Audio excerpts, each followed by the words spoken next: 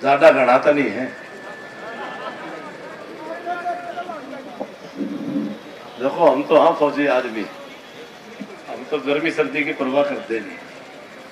तो एक बार मिलकर सारे नारा लगाएंगे। इतनी शानदार सभा कार्यक्रम हुआ है। बोल भारत माता की। माइक आड़ा ना बोलियो भाई। माइक किसके पास है? विकास है, बंद कर ले। अपनी वाणी में रस होगा तो भाई ऊर्जा आ जाएगी। भारत माता की, भारत माता की। मेरे हरियाणा प्रदेश का ये बांगर क्षेत्र का ऐतिहासिक इलाका और बहुत ही पवित्र पावन भूमि उचाना की सरजमीन पर आज इस ब्राह्मण धर्मशाला के प्रांगण में हरियाणा ग्रामीण उत्थान संस्थान और साथियों द्वारा आयोजित सम्मान समारोह के शुभ अवसर पर हमारे बीच में उपस्थित मेरे बहुत ही पुराने साथी, बड़े भाई और राजनीति के जो पहले पहले कदम हमने साथ मिलकर के चले, ऐसे आदरणीय ओम प्रकाश नयन जी एडवोकेट साहब, और पिछले 25 वर्ष से राजनीतिक क्षेत्र में संगठन में काम करते करते जिन्होंने सदा अपना हाथ मेरे सर पर रखा और हमेशा मुझे ऊर्जा और उत्साह और प्रेरणा देने का काम किया, ऐसे आदरणीय पंडित ओम प्रकाश शर्मा जी थुवा से मंच पर विराजमान आदरणीय डॉक्टर रामचंद्र जांगड़ा जी, आदरणीय रामदिया पांचाल जी, डॉक्टर जिले सिंह राणा जी, बलवान शर्मा जी, हमारे खेड़ा खाप के प्रधान, ब्राह्मण धर्मशाला के प्रधान, हमारे चैल खाप के प्रधान, हमारे आदरणीय जो मंच का संचालन कर रहे रामचंद्र अत्री जी प्रिंसिपल साहब, सज्जन ठेकेदार जी भोंगरा से, आदरणीय सज्जन शर्मा जी मांडी से, धर्मवीर जी हमारे पार्षद, हमारे हिसार जिला के जिला परिषद के वाइस चेयरमैन भाई समुंदर जी, डॉक्टर राजवीर जी जिला पार्षद खेदड़ से, भाई सतवीर प्रधान जी हमारे खेड़ा खाप से, खरगपुरा से आदरणीय देशराज शर्मा जी, आदरणीय चौधरी बलबीर चहल जी, दिलबाग बोरा जी, राहुल गोल्डी सरपंच उप प्रधान उचाना ब्लॉक के, कसून से सरपंच पंडित श्रीकांत शर्मा जी, श्री श्रवण जी पूर्व सरपंच मांडी से, श्री ऋषिराम शर्मा जी प्रधान ब्राह्मण सभा सुरेंद्र गर्ग जी हमारे उपाध्यक्ष उचाना मंडी के, हमारे जो इस कार्यक्रम के आयोजकों की टोली उसको संयोजन करने का काम कर रहे मेरे अजीज भाई सुनील नयन जी, और आज के कार्यक्रम में मेरे सारे के सारे जो वरिष्ठ नेतागण, पदाधिकारीगण, सम्मानित विभिन्न संस्थाओं के प्रमुख गण, जनप्रतिनिधिगण, आदरणीय सरपंच साहिबान, सम्मानित क्षेत्र की सरदारी, पिता तुल्य बुजुर्गों, जहां भी मेरी आवाज पहुंच रही है, पूजा के योग्य मात्र शक्ति, नौजवान साथियों, पत्रकार छायाकार मित्रों और मेरे बहुत ही स्नेही जो विकास सातरोडिया भाई कलाकार और उनकी पूरी टीम, बहुत प्रेमी भाई हमारे, और मेरी पलटन के जिस रेजिमेंट में मैंने सेवा की और 31 साल पहले मैं आर्मी से जब रिलीज होकर के आया, तो उसके बाद जिन्होंने आर्मी मेरी पलटन में जिन्होंने सेवा दे रहे हैं और हिंदुस्तान के हैंडबॉल टीम के कप्तान हैं हमारे भाई सूबेदार नवीन पुनिया साहब लाडवा से हैं, और बड़े अच्छे कलाकार भी हैं, बड़े नशे के खिलाफ बड़ा अभियान चला करके चलते हैं। सभी उपस्थित जो यहाँ पर आज इतनी बड़ी संख्या में, जो मैं लोकतंत्र के मालिक जिनको कहता हूं और मेरे मार्गदर्शक जिनको कहता हूं, मैं सभी मेरी सरदारी बड़े बुजुर्गों के चरणों में सिर झुका करके मैं प्रणाम करता हूं, नमन करता हूं, आप सबका अभिनंदन करता हूं। मैं गदगद हूं, अभिभूत हूं कि आप सबने जैसे कहा कि कड़ाके की सर्दी होने के बावजूद भी इतनी बड़ी संख्या में आप सब यहां उपस्थित हुए हैं। तो जिस मकसद को, संकल्प को लेकर के हम चले हैं, आज मुझे सोचने की जरूरत नहीं है। आप सबका आशीर्वाद लेकर के आने वाले समय में हम आपका जो हौसला और हिम्मत आप दे रहे हैं उसको लेकर के जिंदगी के आखिरी सांस तक अपने हरियाणा और हिंदुस्तान की सेवा में लगाने का काम करेंगे। मैं आप सभी को, नया साल अभी शुरू हुआ है 2024 का, नए साल के आप सबको बहुत बहुत बधाई देता हूं, शुभकामनाएं देता हूं। आने वाला त्योहार, लोहड़ी का त्योहार भी मनाते हैं और संक्रांत का त्योहार, इसके लिए भी मैं आप सबको बहुत बहुत बधाई और शुभकामनाएं देता हूं। और संक्रांत के त्योहार के उपलक्ष्य में ही ये अपना सम्मान का कार्यक्रम आज रखा गया। हम अपने संक्रांत के त्योहार को परंपरा से, हमारे पूर्वज, हमारे बुजुर्ग इसको सूर्य का त्योहार मानते हैं, सूर्य की दिशा परिवर्तन का त्योहार मानते हैं। सूर्य जो दक्षिण से मार्ग से चलता था, संक्रांत के बाद वो उत्तर मार्ग से चलना प्रारंभ करता है, इसलिए हम इसको आगे उन्नति और तरक्की का त्योहार मानते हैं और अपने बड़े बुजुर्गों का मान सम्मान करने का त्योहार मानते हैं। तो मैं भी आप सबको सिर झुका करके आपका मान सम्मान करता हुआ, और भाई ये उचानल तो हल्के में कई गांव इसे है खांडे की, हमारी रिश्तेदारी भी खूब से, भाई को रूसा रहा तो मनान की भी हाथ जोड़ू भाई। और जो को न्यू के भाई सुक्का ना मनावे तो भाई बता दियो भाई जमा अल्लाह करके मनावांगे, मनान में कपड़ी कौन घाट रखा, मनावांगे ठीक था। आई तो रुस्से वाले पूछो, रिश्तेदार तो मैंने बेरा के ये सम्मान का कार्यक्रम कोई राजनीतिक कार्यक्रम के तौर पर हमने नहीं रखा। ये सम्मान का एहसास आज भारतवर्ष की 140 करोड़ जनता को हो रहा है। आज हिंदुस्तान का हर एक आदमी आजादी के 76 साल के बाद ये महसूस कर रहा है कि हिंदुस्तान की सरकार में एक ऐसा नेतृत्व बैठा है, नरेंद्र भाई मोदी जी का, एक गांव गरीब पिछड़े परिवार में जन्म लेकर के और एक गरीबी का जीवन देख करके, और जिन्होंने गांव से उठ करके इस देश को अपना सर्वस्व समर्पित करते हुए और देश की जनता के दिलों में ही अपनी जगह नहीं बनाई, बल्कि आज लगातार रिकॉर्ड है कि दुनिया में सर्वाधिक लोकप्रिय जन नेता आज भारत का नेतृत्व कर रहा है। उनको देख करके हर हिंदुस्तानी का सीना गर्व से फूल उठता है, चाहे वो हिंदुस्तान में रहता हो और चाहे वो दुनिया के किसी कोने में। आज अमेरिका हो, जर्मनी हो, रूस हो, फ्रांस हो, चीन हो, जापान हो, इंग्लैंड हो, आज भारत की ताकत का लोहा मानते हैं। जब कभी दुनिया के अंदर अशांति हुआ करती थी, दुनिया के अंदर कभी कोई युद्ध हुआ करते थे, तो सारी दुनिया देखा करती थी कि अमेरिका कुछ इसमें समझौता करवाएगा, अमेरिका कुछ इसमें फैसला करवाएगा। लेकिन आज अमेरिका और इंग्लैंड के और फ्रांस के, रूस के राष्ट्रपति भी आज भारत के प्रधानमंत्री मोदी जी को कहते हैं कि आप देखो इसमें क्या मदद कर सकते हो। ये देश का सम्मान बढ़ा है। आज देश की माताओं का, बहनों का, महिलाओं का सम्मान मोदी जी के शासनकाल में बढ़ा। क्यों बढ़ा, कैसे बढ़ा?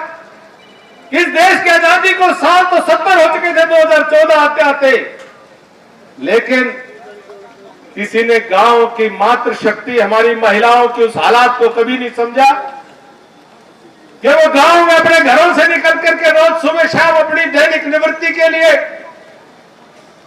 उनको जंगल पानी के लिए उनको गांव से बाहर गलियों में से गुजर करके जाना पड़ता था।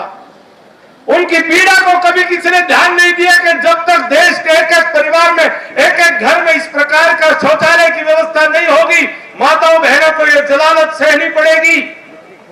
लेकिन अगर समझा तो एक ऐसे व्यक्ति ने समझा जिन्होंने माताओं बहनों के उस कष्ट को देखा था, उस पीड़ा को नजदीक से समझा था, उसको महसूस किया था। देश का प्रधानमंत्री बनने के बाद जब उन्होंने ऐलान किया कि हिंदुस्तान के अंदर कोई ऐसा घर नहीं होना चाहिए जिसमें शौचालय की व्यवस्था नहीं हो, हर घर में शौचालय हो, तो विपक्षी लोगों ने मजाक उड़ाया था, कैसा प्रधानमंत्री बना दिया। बोला कभी चाय बेचने की बात करता है, कैसा प्रधानमंत्री बना दिया। उन्होंने कहा कि शौचालय की बात करता है, प्रधानमंत्री को तो बड़ी बड़ी बातें करनी चाहिए। तो मोदी जी ने कहा था कि मैं देश के 140 करोड़ लोगों का प्रधानमंत्री हूं, मैं देश के गरीबों का नुमाइंदा हूं, देश के गांव खेत खलिहान में काम करने वाले कमेर और मजदूरों का नुमाइंदा हूं। जब तक उनकी आंखों से आंसू नहीं मिटेंगे तब तक मुझे बड़ी बड़ी बातें करने का कोई अधिकार नहीं है। मुझे एक एक व्यक्ति के घर में जो रोजमर्रा के कष्ट है उनको मिटाने का काम करना है। ये संकल्प लेकर के मोदी जी ने अपनी मां को बचपन में चूल्हे के ऊपर रोटी पोते हुए चूल्हे की आंखों में जो धुआं आता था उससे निकलता हुआ आंसू देखे थे।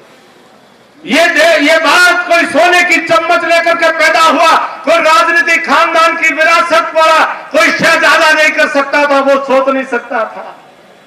ये कोई सरमाएदार, कोई बड़ा पूंजीपति का बेटा इस दर्द को महसूस नहीं कर सकता था। आपने हमने अपनी माताओं को, अपने घर में गृहिणियों को चूल्हे के अंदर वो फूंकनी मारते हुए जो धुआं उठता है, हमने उसको धुएं को आंखों में जाते हुए देखा है। वो दर्द मोदी जी ने देखा था, याद था, प्रधानमंत्री बनने के बाद भूले नहीं। और पहला काम किया कि हिंदुस्तान के हर माता की रसोई में गैस का कनेक्शन उज्ज्वला योजना के माध्यम से जरूर पहुंचना चाहिए। इसलिए माताओं बहनों का सम्मान मोदी जी ने बढ़ाने का काम। इस देश की राजनीति में किसान के नाम पर राजनीति करने वाले बहुत दल आए, बहुत नेताओं ने राजनीति करी, 4-4 पीढ़ी 5-5 पीढ़ी का अपना एक राजनीतिक विरासत खड़ी कर ली। किसान के नाम पर राजनीति तो करी, लेकिन कभी किसी ने किसान वर्ग को सम्मान देने की बात नहीं सोची। हमने वृद्धावस्था सम्मान पेंशन तो सुनी थी, विधवा सम्मान पेंशन तो सुनी थी, दिव्यांग सम्मान पेंशन तो सुनी थी, लेकिन अगर किसी कमेरा वर्ग को पहली बार उसके काम करने के ऊपर उम्र का कोई भेद नहीं, उसका कोई लिंग का भेद नहीं, उसका केवल मात्र एक जो अन्नदाता है, जो देश का किसान अपने खेत में हल चला करके धरती माता का सीना चीरते हुए, धूप और गर्मी, सांप और बिच्छू की परवाह न करते हुए, ठंड और बारिश की परवाह न करते हुए, जो देश के लोगों के दुनिया का पेट भरता हो, देश का अनाज भरने का काम करता हो, देश की अर्थव्यवस्था को चलाने का काम करता हो, ऐसे अन्नदाता को सम्मान देने का काम आज जो 6,000 रुपए पेंशन से शुरू किया था, आज 12,000 रुपए सालाना पेंशन वो 13 करोड़ किसानों के खाते में देने का काम मोदी जी ने किया। ये पहली बार ये सोच याद करके देखो मेरे साथियों, चौधरी देवीलाल जी ने कभी 100 रुपए की पेंशन की शुरुआत करी थी, आज वो पेंशन 3,000 रुपए आ जाती है। बात होती है शुरू करने की, शुरू करने वाले को आज भी हम याद करते हैं। पेंशन शुरू की थी 100 रुपये के 3,000 हो गए। आप सोचो आने वाले समय में ये जो 12,000 रुपए जो 6 से 12,000 हो गए, आने वाले समय में बढ़ते ही चले जाएंगे, घटेंगे नहीं। मूल बात पैसे की नहीं है, मूल बात है किसान और अन्नदाता के सम्मान देने की मूल बात है। तो ये जो सोच है कि हमारे समाज के, जो हमारे पूर्व में रामदिया पांचाल जी, डॉक्टर दिलेर सिंह जी जिक्र कर रहे थे कि अंत्योदय के समाज के आखिरी लाइन में बैठा हुआ वो कमजोर आदमी, वो पिछड़ा, वो दलित, वो शोषित, वो वंचित, वो पीड़ित, वो गरीब, वो कमेरा, वो मजदूर, वो किसान, वो कमजोर नहीं रहना चाहिए। जब दुनिया आगे बढ़ रही है, भारत मजबूत हो रहा है, भारत की आर्थिक उन्नति और तरक्की हो रही है, तो मेरा किसान बदहाली में क्यों रहे, मेरा किसान का साथी कमेरा मजदूर वो कमजोरी में क्यों रहे। ये सोच को आज बनाने की आवश्यकता है, जिसको मोदी जी ने सर्वाधिक बल देने का काम किया है। और यही आज एक सम्मान बढ़ाने का जो आज मोदी जी ने पूरे देश में जो कार्यक्रम चला है, जिसमें सम्मान बढ़ा है, उसी को लेकर के आज साथियों ने ये सम्मान समारोह का कार्यक्रम यहां पर रखा है। मैं इतना ही आपसे कहना चाहता हूं कि साथियों, ये सम्मान ये किसी एक व्यक्ति का नहीं है। जब हम मोदी जी का नाम लेते हैं तो मोदी जी अकेले का सम्मान की बात नहीं है। मोदी जी 140 करोड़ लोगों के प्रतिनिधि हैं। अभी मुझे सरपंच साहिबान मिले थे, एक सरपंच ने कहा कि जी मैं 1 वोट से जीता हूं। मैंने कहा सरपंच में गांव बोलता है, चाहे 1 वोट से जीता हो, सरपंच पूरे गांव का प्रतिनिधि बन जाता है। ऐसे ही मोदी जी आज हिंदुस्तान के 140 करोड़ लोगों के प्रतिनिधि हैं, उनमें आज भारत माता बोलती है, आज उनके अंदर हमें देश दिखता है। इसलिए हमें एक नए भारत के निर्माण करने का संकल्प लेकर के आप चल रहे हैं कि जैसे कहा कि 2024 का साल शुरू हो रहा है। 2024 स्वाभाविक तौर पर ये चुनावी साल भी है। देश की संसद में फिर से आप सबने कौन आपका प्रतिनिधि बन करके जाए और कौन देश की सरकार चलाए, इसका फैसला आप सब करेंगे। मुझे पूरा विश्वास है, मुझे सारे हिंदुस्तान में जाने का मिलने का मौका मिलता है। चारों तरफ हिंदुस्तान के दरों दीवार से एक ही साफ लिखा दिखाई देता है। हिंदुस्तान के कण कण से, जर्रे जर्रे से एक ही आवाज आज गूंजायमान होती है कि 2024 में पहले से भी ज्यादा बड़े बहुमत के साथ मोदी जी के नेतृत्व में ये भारत की जनता ये सरकार फिर से बनाना चाहती है। सवाल एक व्यक्ति का नहीं है, सवाल देश को बनाने का है कि इस भारतवर्ष में जो हमारे साधु संतों ने, ऋषियों ने, मुनियों ने, तपस्वियों ने जो भारत की सनातन संस्कृति के आधार पर एक आर्यवर्त राष्ट्र की कल्पना की थी, एक भारतवर्ष की, हिंदुस्तान की कल्पना की थी, क्या वो देश बन पाया है? जिस देश की संस्कृति की कल्पना करते हुए हमारे अमर शहीदों ने, स्वतंत्रता सेनानियों ने अपनी शहादत और अपनी कुर्बानियां दी थी। शहीद भगत सिंह, सुखदेव, राजगुरु, पंडित राम प्रसाद बिस्मिल, उधम सिंह, मदन लाल धींगड़ा, नेताजी सुभाष चंद्र बोस, लाला लाजपत राय, अनेकों शहीदों ने अपनी शहादत, अपनी कुर्बानियां कैसे भारतवर्ष को बनाने के लिए दी थी? क्या वो भारतवर्ष बना पाए थे? हमारे ऋषियों मुनियों ने कभी इस देश के अंदर कोई जात पात के आधार पर ऊंच नीच की कोई व्यवस्था नहीं दी थी। हर इंसान जो मनुष्य शरीर में आया, हर इंसान बराबर है, कोई भेदभाव नहीं किसी प्रकार का होना चाहिए, सम्मान किसी के पद का नहीं होना चाहिए, सम्मान किसी के ताकत का नहीं होना चाहिए। सम्मान हमारे ऋषियों मुनियों ने बताया कि सम्मान गुणों का होना चाहिए, कर्म का होना चाहिए, स्वभाव का होना चाहिए, आचरण का होना चाहिए। इस संकल्प को लेकर के एक नया भारत हम सब बनाना चाहते हैं कि इस देश के 140 करोड़ लोग हर कोई आपस में इस भारत माता का संतान के तौर पर बराबर का हिस्सेदार अपने आप में रहे।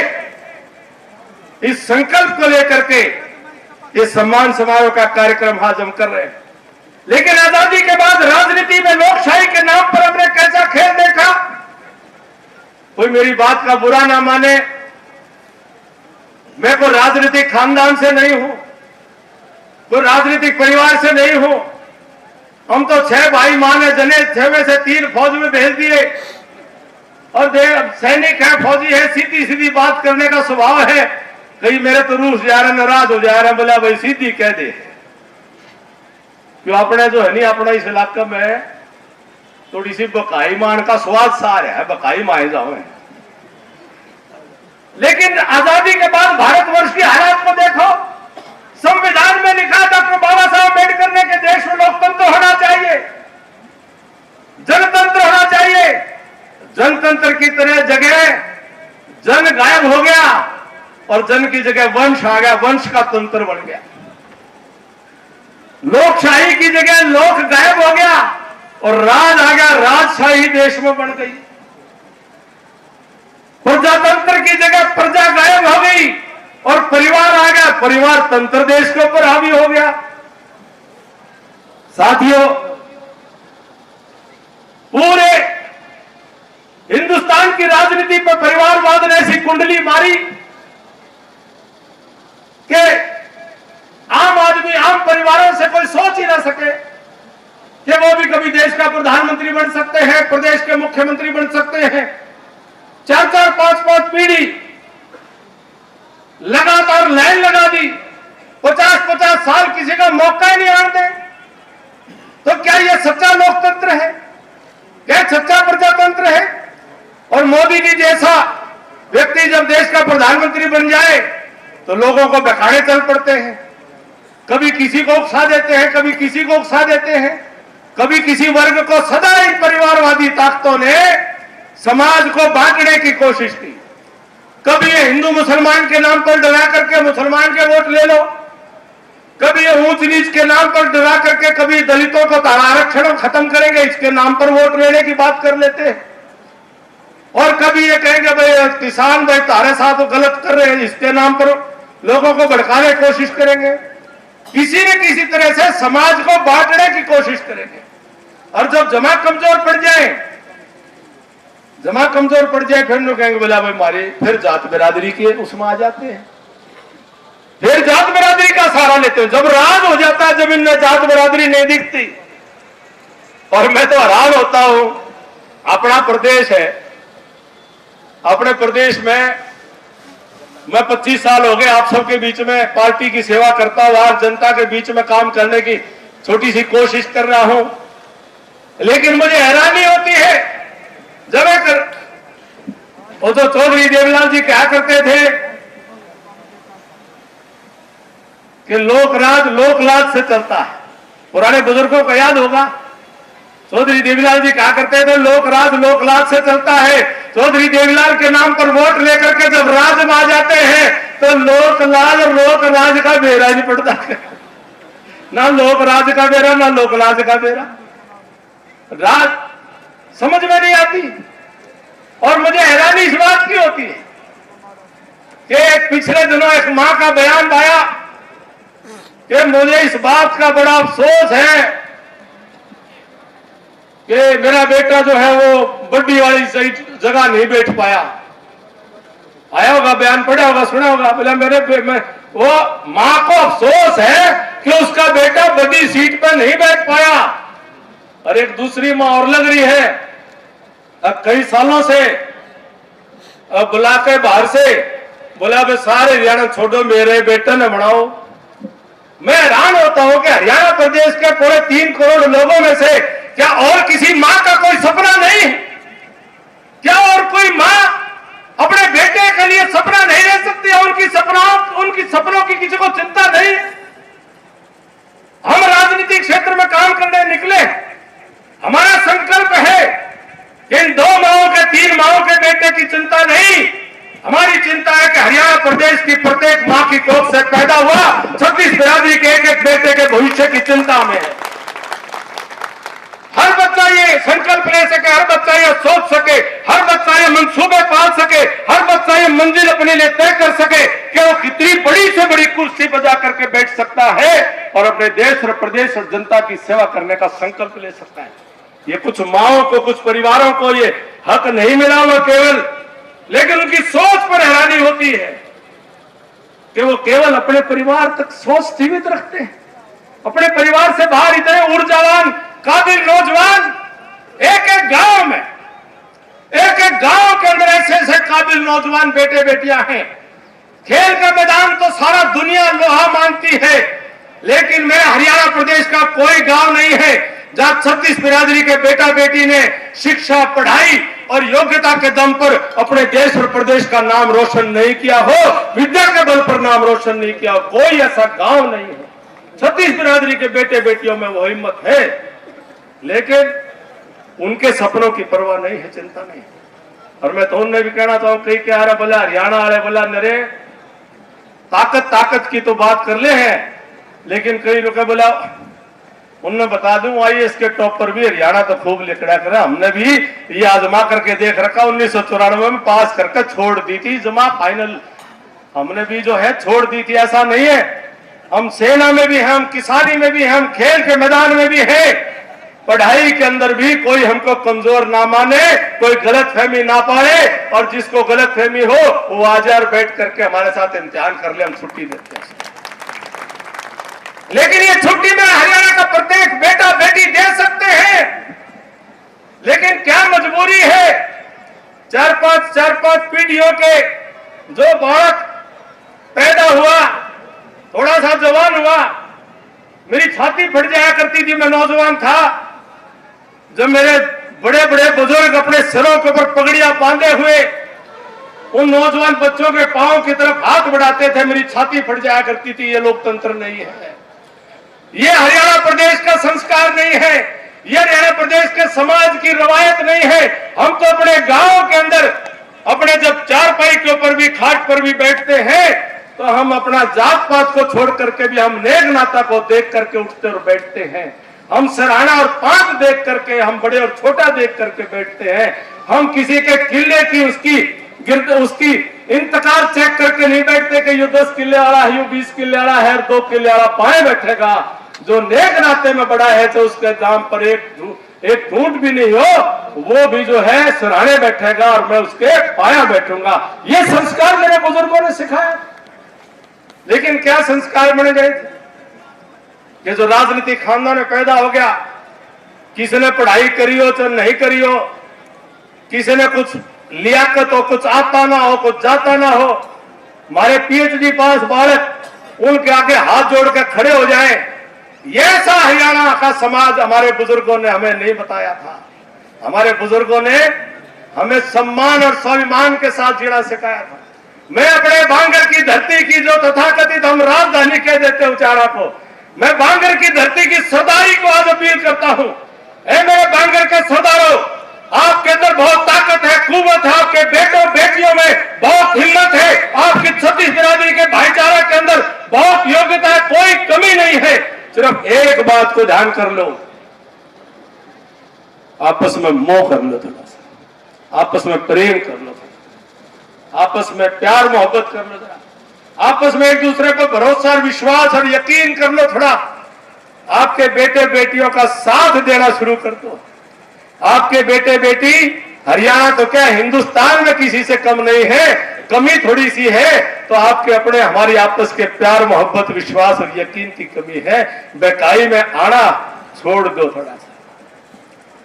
सर छोटू राम कहा करते थे, ऐ भोले किसान दो बात ले जान, बोलना ले सीख और दुश्मन को पहचान।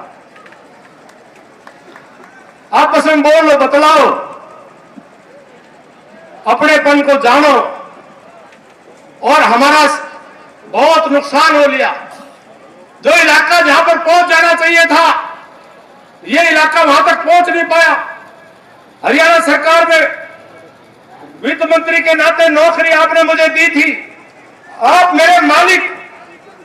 मैं वोट मांग करके, या कोई भी राजनेता हो, वो कोई राजनेता खुदा शहंशाह और भगवान नहीं होता। वो राजनेता उतना ही ताकतवर होता है और राजनीतिक कार्यकर्ता में उतनी ताकत होती है जितनी ताकत जनता उसके अंदर देने का काम करती है। उसकी कलम में उतनी ही ताकत होती है जितनी शाही जनता भरती है। वो देश को सैनिक की तरह से है जो देश की सीमाओं के ऊपर देश की रक्षा करने के लिए हथियार और गोला बारूद लेकर के बैठता है। सैनिक तो वही है, लेकिन सैनिक की ताकत दोस्त के देश की जनता और जनता से चुनी हुई सरकार जो हथियार और गोला बारूद देती है, उसकी ताकत उतनी ही होती है, उससे ज्यादा नहीं होती है जितनी ताकत आप दोगे। जब मुझे आपने सेवा करने का मौका दिया, मुझे इस बात का एहसास था कि मुझे मेरे इलाके के लोगों की सेवा करनी है। मैं इलाके के लोगों के, वो मुझे घर से उठा करके मैंने धक्के से नहीं बढ़ाया, मैंने हाथ जोड़े हैं, मैंने पांव पकड़े हैं, मैंने लोगों से मिन्नतें करी हैं, मैंने लोगों का झोली करी है, मैं झोली करके वोट मांगे हैं, झोली करके मैंने नौकरी मांगी है। तो मेरा फर्ज बनता है कि मैं अपने मालिकों की सेवा करूं, मैं अपने इलाके को सुधारूं, अपने इलाके में विकास करूं, अपने इलाके के नौजवानों के बच्चों के भविष्य को संभालने का काम करूं, अपने इलाके के बुजुर्गों का सम्मान करूं, अपने इलाके के हकों की लड़ाई लड़ूं, अपने इलाके को आगे बढ़ाने का काम करूं। ये मेरा फर्ज बनता है। वोट लेकर के गायब होने का फर्ज नहीं बनता है। और वोट को छोटी मोटी चीज नहीं है, देनिए को भी पता होना चाहिए और लेनिए को भी पता होना चाहिए, दोनों को पता होना चाहिए। इसलिए मैं आज याद कराते हुए, छोटी सी बात है कि 2014-15 में जब सरकार में हमें मौका मिला आपके आशीर्वाद से, तो हमारे सामने किसान को मुआवजा देने के लिए फसल के नुकसान की फाइल आई और फाइल में प्रस्ताव आया। उस समय 7,500 रुपए किले का मुआवजा मिला करता था और प्रस्ताव आया कि जी 7,500 के हिसाब से और ये लोगों को मुआवजा दिया जाए। और को 5 रुपए का चेक, को 10 रुपए का चेक, को 15 रुपए का चेक। तो मैंने उस फाइल को वापस भेज दिया। मैंने मुख्यमंत्री जी से बात करी। मैं कहा जी, ये हुड्डा सरकार में 10 साल के अंदर इसी बात का रोना तो हम रोते थे कि उनके जो किसान की फसल के नुकसान का मुआवजा को 2 रुपया, को 5 रुपया, को 10 रुपया ऐसे आया करता था। यही फाइल हमारे सामने आ गई। तो बोले आपकी क्या राय है? हमने कहा ये महकमा मेरे पास आपने दिया, विश्वास करके दिया है, और मैं उम्मीद करता हूं आप मेरी राय मानोगे कि एक राय है, एक कानून बना दे कि एक तो जो है छोटे से छोटा भी एक किलो में चाहे 50 हकदार हो जाए, लेकिन 500 रुपये से कम का चेक किसी को नहीं मिलना चाहिए। और उसी वक्त फसल का मुआवजा बढ़ाया, उसको बढ़ा करके 12,000 रुपए एकड़ उस वक्त किया था, और केवल 2 साल के अंतराल में 3,000 करोड़ से ज्यादा किसानों को मुआवजा देकर के किसानों के दुख पर थोड़ी मल्लम लगाने की कोशिश की थी, उनके कष्ट पर मल्लम लगाने की कोशिश की थी। हमारे गांव के लालडोरा भीतर हरियाणा प्रदेश की आधी आबादी गांव में बसती, आधी से ज्यादा, लेकिन गांव के लालडोरा का कोई जमीन का रिकॉर्ड नहीं होता था। और कोई बैंक का लोन लेने चला जाए तो उसको कोई जमीन, खेती की जमीन पर लोन मिले नहीं, और उसका शहर, गांव के बाहर शहर में प्लॉट नहीं, तो उसके अभाव में वो कोई काम धंधा, किसान का बेटा, मजदूर का बेटा, गांव में रहने वाला कोई आदमी काम धंधा नहीं कर पाता था, क्योंकि गांव की जमीन का कोई रिकॉर्ड उसके पास नहीं था। ये विभाग भी आपने मुझे दिया था, तो हमने एक पूरे हिंदुस्तान का पहला प्रयोग किया कि गांव के लालडोरा के अंदर भी जो जितने भी मकान हैं, एक एक मकान का सर्वे करके, और वो मलकियत जो है वो उसके मालिकों के नाम पर मलकियत बन जाए, ताकि जो बैंक भी है उसके ऊपर गारंटी दे करके लोन वो दे दे, और ताकि हमारे गांव में रहने वाले बच्चे भी कुछ काम धंधे कुछ कर सकें, आगे बढ़ सकें। ये छोटी छोटी बातें थी जो परिवर्तन करते हुए। मैं पेंशन की बात बता रहा हूं कि पहले पेंशन मिला करती थी, कैश नकद मिला करती थी, और वो करते थे भाई 1,000 रुपए पेंशन, दीवारों पे लिखा करता, बोला कर दी मौज बुढ़ापा में, 1,000 के नोट लिफाफे मिला करते। लेकिन वो साल में 12 महीने में से वो 3-3, 4-4 महीने लेट आती। बेचारे बुजुर्ग जो है सरपंच की तरफ जाते, सरपंच साहब पेंशन आई के, पेंशन से आ लेती चाहे नहीं आ लेती, वो कहता ना एक बार नहीं आई है, 3 महीने हो लिए, 4 महीने हो लिए, पेंशन नहीं आई है। चक्कर काटा करते, साल का हिसाब बेचारे भूल जाया करते। 12 महीने की पेंशन आओ नहीं आओ मिला करती, 8-9 महीने की मसाई, बाकी जो है बट्टे खाते चली जाया करती थी। मैं वित्त मंत्री के नाते विधानसभा में कानून बनाया कि भाई पेंशन जो है हरेक के खाते में सीधी जानी चाहिए। विपक्ष के नेता थे, उन्होंने मुझे विधानसभा में कहा तू बावड़ा है, तुम्हें गांव की समझ नहीं है, तुम्हें कह बेरा ये तो नकद सिस्टम ही ठीक है, सरपंचों का भी काम और सारी चीजें चलती रहनी चाहिए। लोगों का के है 12 महीने में से 8-9 महीने में काम चला लेंगे, बहुड़ी बात ना करे, तू जान दे जो कर कुकर चालन दे। मैंने हाथ जोड़े, मैं कहा जी जो न्यू चाल्या करती जब तो लोगों ने आप सामने बिठा रखे हो, हम ठीक करना चाहो है, जब हमने उड़ान बिठा रखे हैं, ठीक हम ठीक करांगे, हमारी जितनी पार बसाओगे हम ठीक करांगे। हमने कानून बनाया, सारी पेंशन जो है वो बैंक के खाते में जाए। मैंने उनको हाथ जोड़े, मैं जी शुरू में दिक्कत आएंगी, सारी चीजें एक दिन में ठीक नहीं होगी, 2-3 महीने दिक्कत भी आएंगी, लेकिन हम कुल मिलाकर ऐसा सिस्टम बना देंगे कि लोगों को उसका लाभ मिलेगा। आज 3,000 रुपए खाते में, कोई दीवार पे नहीं लिखा, कोई गीत नहीं गा रहे, असली मौत तो ईब कर रखी, बुढ़ापे में 3,000 रुपए बिना दलाली कमीशन के सीधे खाते में आने लग रहे। असली मौत तो ईब है। ये एक बड़े परिवर्तन जो अपने पूरे हरियाणा प्रदेश में हुए। नौकरियां मिला करती थी, मुझे एक बताने की जरूरत है, हमने जब हम कॉलेज में पढ़ते थे तब से देखते थे नौकरी कैसे मिलती थी। नौकरी मिलती थी, कोई जिसका मुख्यमंत्री है वो मंत्रियों से बैठ करके भाई ये आई है 2,000 नौकरी, 3,000 नौकरी, 5,000 नौकरी, भाई 20-20 नाम दे दो एमएलए साहब, 30-30 नाम दे दो मंत्री साहब, और जो है 50 नाम होंगे मुख्यमंत्री साहब के, और 50 एक नाम होंगे मैडम के भी। वो क्या करते नहीं, लिस्ट बना करती। और फिर जो है एमएलए मंत्री साहिबान, फिर वो अपने वर्करों कहते बोले भाई 20 आई है, 20 में से 2 तो भाई मेरे रिश्तेदारों की रखनी है, और बोला भाई 18 का रेट 10-10 लाख रुपए ला दिया करते, रेट लगा दिया करते। आपस में पार्टी के वर्कर को भी रेट लगाकर नौकरियां दिया करते थे। ऐसे तो हरियाणा का सिस्टम चलता था, और 2014 के बाद हमें दर्द होता था।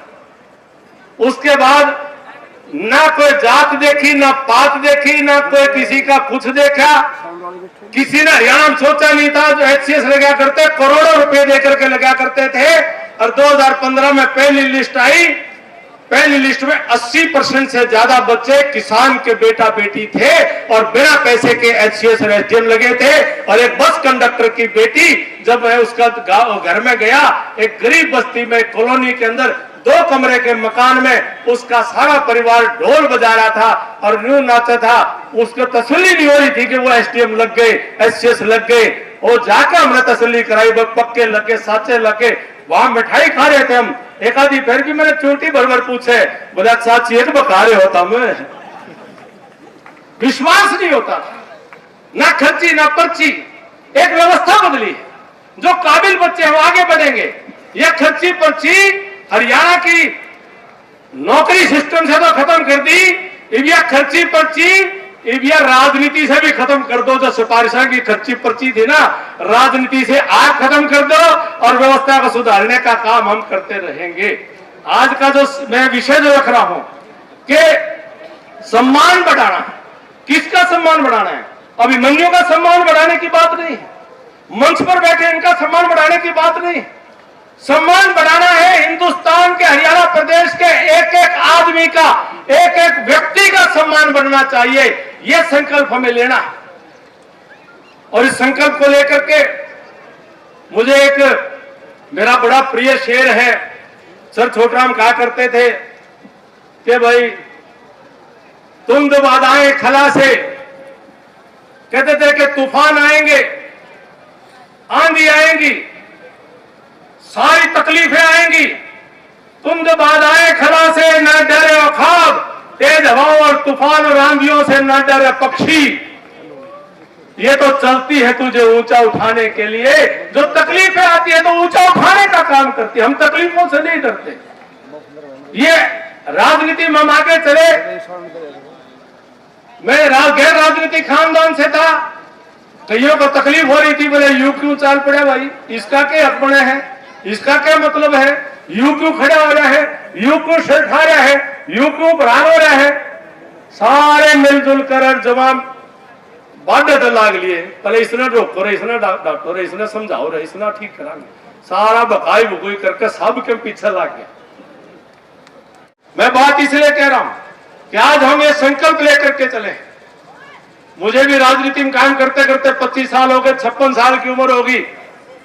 हम भी अब संकल्प लेकर के चले, कोई काम नहीं और कोई काम धंधा अपने को है नहीं, सिवाय हरियाणा प्रदेश की 36 बिरादरी का कल्याण और भलाई और आपका साथ, आपके सुख और दुख में खड़े होकर के अपने हरियाणा को आगे बढ़ाने के लिए, अपने देश की सेवा में समर्पित होकर के, जैसे देश की सेना में गए थे, आज वो संकल्प लेकर के हम आपके बीच में खड़े हैं।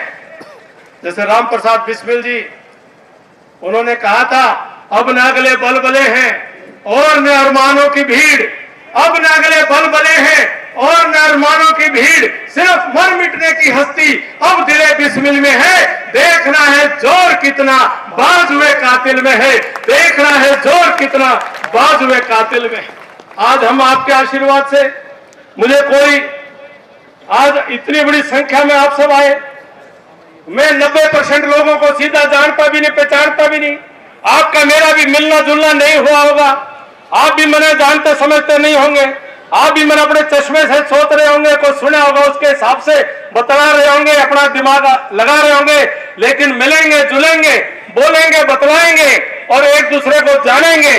लेकिन मैं आपको एक भरोसा दे सकता हूं कि आपका भाई वो वायदा खिलाफी नहीं करेगा, झूठ नहीं बोलेगा, वो गलत काम नहीं करेगा, आपके साथ कोई ना कोई ठगी थोड़ी नहीं करेगा। सच्चाई तो कह दूंगा, उसको भी मैं थोड़ा सा, मेरे भी अकल लाग रही है, सच्चाई तो मैं कह देता हूं, पर थोड़ी थोड़ी भाई मेरी सुन ले तो ठीक से, और लेकिन झूठ मेरे से बोली कौन जाती, झूठ हवा खाना अपने बन नहीं पाया, तो उतना मैं कहते हुए कि आप सभी का सहयोग मांगता हूं, क्योंकि हमने इस बात को माना है कि झूठ क्यों बोलना है,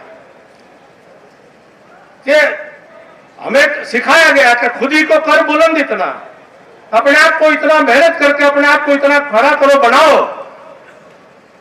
कि हर तकदीर से पहले खुदा बंदे से खुद पूछे, बता तू चाहता क्या है, बता तेरी रजा क्या है।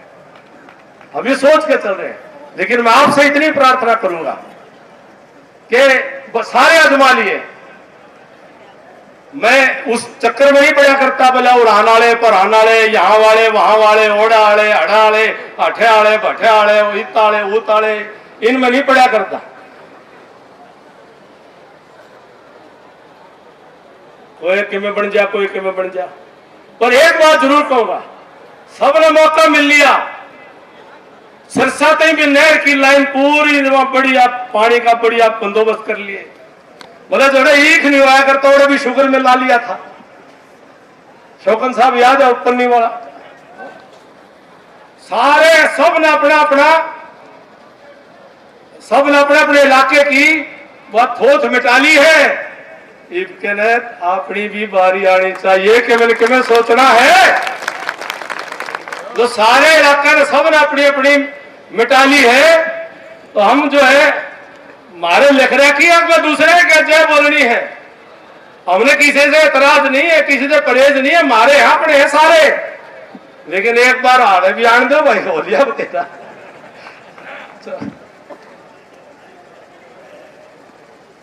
तो क्या करते ना, बोला वो एक आधी लग गया, बोला बोले बतेरा हो लिया, बोला एक तो छोड़ दे, तो भाई तो महाराज जो है छोड़ दो। तो इतना मेरे सरदारी है, मेरे समझदार लोग हैं, क्योंकि मैं इतना जानू हूं कि ये भोले तो हैं, भोले हैं, सीधे साधे हैं, पर बावले नहीं है। भोलापन तो अच्छी बात है, चालाकी अच्छी बात नहीं है, भोलापन तो रहना चाहिए, लेकिन जो भी न्यू सोचा भाई बावड़े हैं, तो भाई बावड़े तो हम रहने नहीं देंगे, हम अपने इलाके में बावड़ा नहीं रहने देंगे, हम इलाके में चेतना लेकर के चलेंगे, और सारे सुए लाना होंगे, कोई सुआ लाओगा, कोई जात पात का लाओगा, कोई किसी चीज का लाओगा, कोई किसी चीज का लाओगा। मेरी आपसे प्रार्थना है, किसी का चक्कर में न पड़ियो। वो हवा ठीक है, देश में भी हवा ठीक है, प्रदेश में भी हवा ठीक है, तो भाई हमने किसी का बुरा बनने की जरूरत नहीं है, हम भी अपना जो है हिस्सा बढ़ाएंगे, हम भी अपना हिस्सा लेने का काम करें। समझ रहे हैं ना सारी बातें में, खाम का भूंडा होने की जरूरत नहीं है, सारे रल मिल के लागना है, देश में भी अपना हिस्सा रखना है और प्रदेश में भी अपना हिस्सा लेना है, किसी के बकाई मारने की जरूरत नहीं। तो मेरी बात से सहमत हो कि नहीं हो? जब मानूंगा मेरी बात से सहमत हो, ये कांबड़ वाले भी एक बार तो खोल दो, कांबड़ ने एक बार हाथ उठा आशीर्वाद दो, तो मान लो मेरी बात मान लो, एक बार हाथ उठा दो, अब जिसमें रोई हो मैं देखूंगा कौन सा, अड़ोसी पड़ोसी देख लो तो रोड़ी जिसमें। तो मैं भी आपको सौगंध खा के कहता हूं कि आपका बेटा भाई आपकी इस पगड़ी की लाज कभी झुकने नहीं देगा, आपकी पगड़ी को झुकने नहीं देगा, आपकी पगड़ी को ऊंचा करने का काम करूंगा। मैं एक फौजी की कसम मान करके चलना कि आपको नीचा नहीं देखने दूंगा, आपका साथ में बना रहो। इतनी आपने मेरी बात को बड़े ध्यान से सुना, बड़े प्रेम से सुना, मैं हमेशा जिंदगी भर आपको याद करता रहूंगा, आज के इस कार्यक्रम को याद करता रहूंगा। सबने सकरात की राम राम बोल भारत।